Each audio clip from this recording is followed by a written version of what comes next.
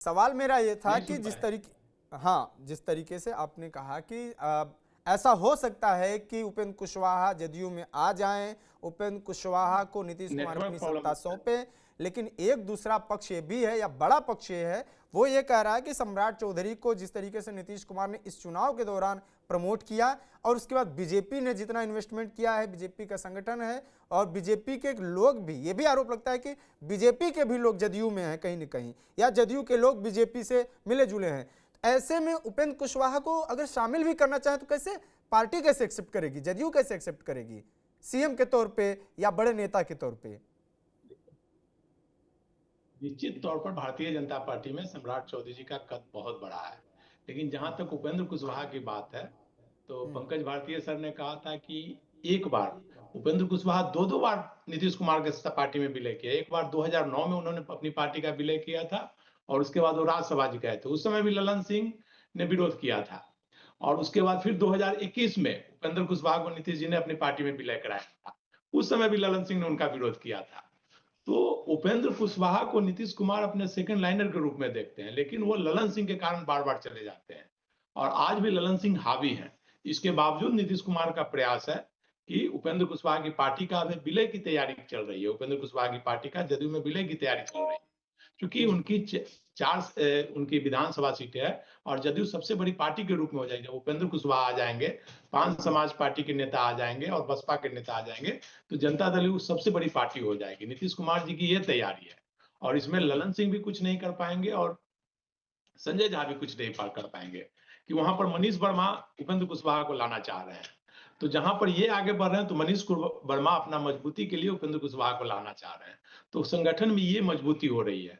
और जहां तक नीतीश कुमार की बात है, तो नीतीश कुमार तो हमेशा वो चाहेंगे कि लव कुश समीकरण उनका कायम रहे, और उनका वोट बैंक आज भी कायम है। और उपेंद्र कुशवाहा अगर आ जाएंगे, तो सेकंड लाइनर के रूप में निश्चित तौर पर उपेंद्र कुशवाहा को ही वो आगे करेंगे।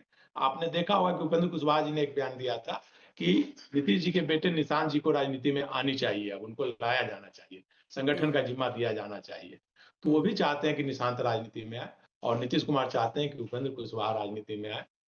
तो ये मुझे लगता है कि बहुत जल्द 1-2 महीना के अंदर ये डिसीजन होगा, उपेंद्र कुशवाहा की पार्टी का विलय होगा। मुझे जो जानकारी हो सकता है, हम गलत हो सकते हैं, लेकिन ये नहीं, विलय की आपको अगर ये संभावना बहुत जानकारी है ज्यादा तो दिख कहीं रही ना है। कहीं तो कुछ तो सोर्स ऐसे होंगे जो ऐसी जानकारी जहां से आ रही होगी। लेकिन इसमें मैं एक सवाल जोड़ूंगा, फिर आलोक सर कुछ बोलना चाह रहे हैं उस पर आऊंगा। ये वही उपेंद्र कुशवाहा है जो 2020 का चुनाव में नीतीश कुमार से एनडीए से अलग होकर एआईएमआईएम के साथ लड़े। एआईएमआईएम 5 सीट लाई, उपेंद्र कुशवाहा एक भी सीट नहीं ला पाए। फिर होता है लोकसभा का चुनाव, यही उपेंद्र कुशवाहा है, अपनी सीट तो हारते ही हारते हैं, एक ही सीट मिली थी वो भी हार गए, बीजेपी की दया से राज्यसभा पहुंचे। अब ऐसी स्थिति में अगर उपेंद्र कुशवाहा को जदयू अपना नीतीश के तौर पे, अगर नीतीश की जगह पे रिप्लेस करने के बारे में सोचती भी है, तो कितने करिश्मेटिक साबित होंगे, कितना जदयू को आगे ले जा पाएंगे, ये भी दूसरा सवाल है। फिर तीसरा सवाल यह भी है कि इन्हीं उपेंद्र कुशवाहा को जब जदयू के ही ललन सिंह दो दो बार पार्टी से निकलवाए कि नहीं निकलवाए वो अलग की बात है, लेकिन पेच फंसाए और दो दो बार वो टिक नहीं पाए, तो फिर कैसे इनकी ताकत को आंका जाए? देखिए, निश्चित तौर पर उपेंद्र कुशवाहा भले चुनाव हार जाते हैं, ओवैसी की पार्टी 5 सीट जीत जाती है, लेकिन उपेंद्र कुशवाहा, नीतीश जी ऐसे ही नहीं उन्हें उपेंद्र कुशवाहा को अपने पास ले आते हैं।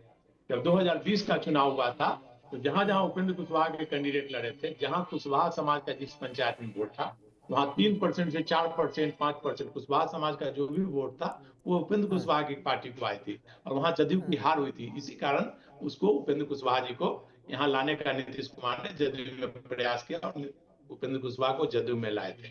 और अभी भी उपेंद्र कुशवाहा भले चुनाव हार जाते हैं, लेकिन कुशवाहा समाज का जहां भी वो कैंडिडेट देते हैं, वहां कुशवाहा समाज का एक वोट मिलता है। और पिछली बार जो चुनाव हारे हैं उपेंद्र कुशवाहा, तो भाजपा की साजिश के कारण, भाजपा के ही कुछ नेताओं ने पवन सिंह को वहां खड़ा किया था उपेंद्र कुशवाहा को हटाने के लिए। ये भारतीय जनता पार्टी अच्छी तरह से जानती है, और भारतीय जनता पार्टी जानती है कि उपेंद्र कुशवाहा अगर आरजेडी में चले जाते हैं या नीतीश जी के पास चले जाते हैं, तो भारतीय जनता पार्टी की जो कुशवाहा समाज को आगे बढ़ाने की होड़ है, जो चाहती है कि कुशवाहा समाज टूट जाए, उसमें वो विफल हो जाएगी। यही वजह है कि उपेंद्र कुशवाहा को हारने के बावजूद फिर से राज्यसभा भेजा गया। उपेंद्र कुशवाहा जी कुशवाहा समाज के बहुत बड़े नेता नहीं है, लेकिन एक कुशवाहा समाज के नेता हैं। कुशवाहा समाज का 50% एक वोट का सॉफ्ट कॉर्नर ठीक उनके प्रति ठीक है है। सर, कुशवाहा ठीक। समाज उन्हें अपना नेता मानता है।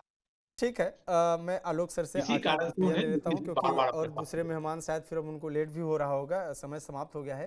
कुछ बोलना चाह रहे हैं सर? माइक म्यूट है आपकी। इस बात से मैं संतोष कुमार जी के बिल्कुल सहमत नहीं हूं कि उस उपेंद्र कुशवाहा ऑल्टरनेटिव हो जाएंगे नीतीश कुमार के। ये डिफंक्ट नेता हैं। इनकी क्रेडिबिलिटी पब्लिक में शून्य में आ गई है। ये परिवार के लोगों को जिस तरीके से इन्होंने इस चुनाव में बढ़ावा दिया, उससे लोगों को समझ में आ गई है कि ये कितने मील के पत्थर साबित होंगे आगे। इसलिए मैं बिल्कुल इस बात से एग्री नहीं करता हूं। हाँ, अगर वो निशांत को लाते हैं, बिहार की पब्लिक का कोई भरोसा नहीं है। जब लालू यादव के बेटे तेजस्वी यादव को इतना बड़ा लीडर बना के खड़ा कर दिया, तो निशांत को भी वो लोग हाथों हाथ ले लेंगे, ऐसी भी कोई संभावना बन सकती है। पर उपेंद्र कुशवाहा किसी भी कीमत पर नीतीश कुमार के ऑल्टरनेटिव नहीं खड़ा हो सकते हैं। और अब ये बात किसी भी पार्टी के द्वारा कहना परिवारवाद, ये अब बिहार में नहीं चलेगा। बिहार में क्या, पूरे इंडिया में नहीं चलेगा। हाँ, वो तो ठीक है। जिस तरीके से परिवार का प्रदर्शन किया है एनडीए के लोगों ने इस चुनाव में, इसलिए अब बीजेपी को ये कहने का हक नहीं है कि फलाना पार्टी परिवारवाद की है, फलाना पार्टी जातिवाद की है। ये सारा इन्होंने भी कर लिया। चाहे आप मांझी जी को ले ले, चाहे आप चिराग पासवान को ले ले, चाहे आप उपेंद्र कुशवाहा को ले ले, या फिर बीजेपी के अंदर जिनके बेटा बेटियों को टिकट मिला है उनको ले ले। तो अब ये इनके प्रकार सत्ता में बने रहना है, वही अब एक पॉलिसी कारगर है, चाहे जिसके साथ। माफी चाहते हैं सर। अब कोई माफी चाहते हैं सर, मैंने सिद्धांत ये नहीं कहा कि उपेंद्र कुशवाहा विकल्प बनेंगे। मैंने कहा कि नीतीश जी उनको लाना चाहते हैं। मैं आपने ऐसा प्रोजेक्ट किया कि वो शायद विकल्प हो सकते हैं, उस पर मैंने कहा नहीं कि सर, वो किसी भी कीमत पर विकल्प नहीं हो सकते। अरे रिटायरमेंट, हाँ, ये मैंने नहीं कहा कि बदनाम, विकल्प हो सकते। बदनाम, क्रेडिबिलिटी। संतोष भाई, ये भी तो कोई चीज होता है राजनीति में। क्या क्रेडिबिलिटी रह गई है जी इनकी, जी जी, आप बताइए। इसलिए मैं आपकी मैंने बात कहा से नीतीश जी सिर्फ उनको इसलिए लाना इतर चाहते हुआ, हैं। नहीं, इसीलिए इतर हुआ कि ये सब तो परिवार को अपना सेकने के लिए, रोटी कमाने के लिए काम कर रहे हैं। ये सब ढकोसला है कि हम चलिए, फलाने जात के लिए काम कर रहे हैं। क्या काम किया है उपेंद्र कुशवाहा ने आज तक कुशवाहा समाज के लिए? मुझे 2-3 नाम उनके काम गिना दीजिए जो उन्होंने उसके उत्थान के लिए किया हो।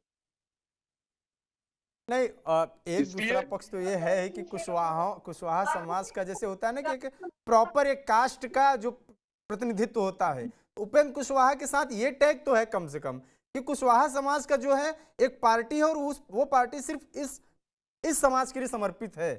इस पे तो कोई दो राय नहीं है। लेकिन अब तो उसका समर्पण इम्पैक्ट का कितना है, अब उसी में सम्राट चौधरी भी अंकित बांट जी, लें, उसी में नीतीश समर्पण कुमार भी का बांट कुछ लें। उदाहरण तो दीजिए। अंकित जी, समर्पण का कुछ उदाहरण तो दीजिए कि फलाना काम कर दिया कुशवाहा के उत्थान के लिए, या मांझी जी ने कर दिया, या चिराग पासवान ने कर दिया पासवानों के लिए। कुछ तो उदाहरण दीजिए कि इन लोगों का ये बदल गया, जीवन शैली बदल गई, या इनको इतना नौकरी मिल गया, या ये हुआ। चिराग पासवान ने भी तो पहले अपने भाई बंधु बहनोई को अकोमोडेट किया, जो बाकी बचा उसको दे दिया पब्लिक में। अब ये तो वही है ना कि वोट की समस्या भी तो है कि उनके समाज के लोग एक्सेप्ट तो भी कर रहे हैं।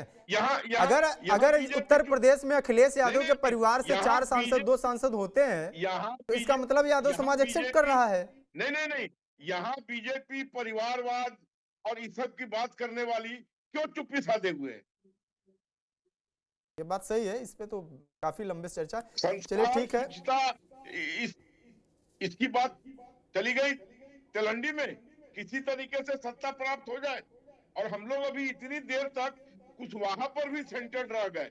या कुशवाहा ही बिहार की राजनीति को इधर से उधर मोड़ देता है, कि और भी लोग हैं जो मायने रखते हैं? ये बात बीजेपी को भी समझनी पड़ेगी। जिस तरीके से फोकस कर रही हो, ताकत दिखा रही है, या जदयू भी दिखा रही है। तो वही है कि हर समय समय की बात होती है। कई जगहों पे ऐसा देखा गया है कि कोई 14% कास्ट का व्यक्ति होगा, लेकिन ज़्यादातर टारगेट होता है 3-4% पे टारगेट होता है। अभी आप जब देखें राजस्थान की राजनीति पे देखें तो आज सुबह में कुछ पढ़ रहा था, उसमें दिखा रहा था कि जाटों की संख्या 12-13% है, लेकिन पॉलिटिक्स 8% वाले कास्ट पे होती है या तो 7% वाले पे होती है। तो डिपेंड करता है कि कौन वोट कितना किधर से ला रहा है, और चर्चा जाहिर सी बात है फिर ध्रुव तो वही रहेगा चर्चे का। चलिए 1% सर। वाला उप मुख्यमंत्री 1% वाला उप मुख्यमंत्री घोषित हो गया था ना, जिसको एक भी सीट नहीं मिला।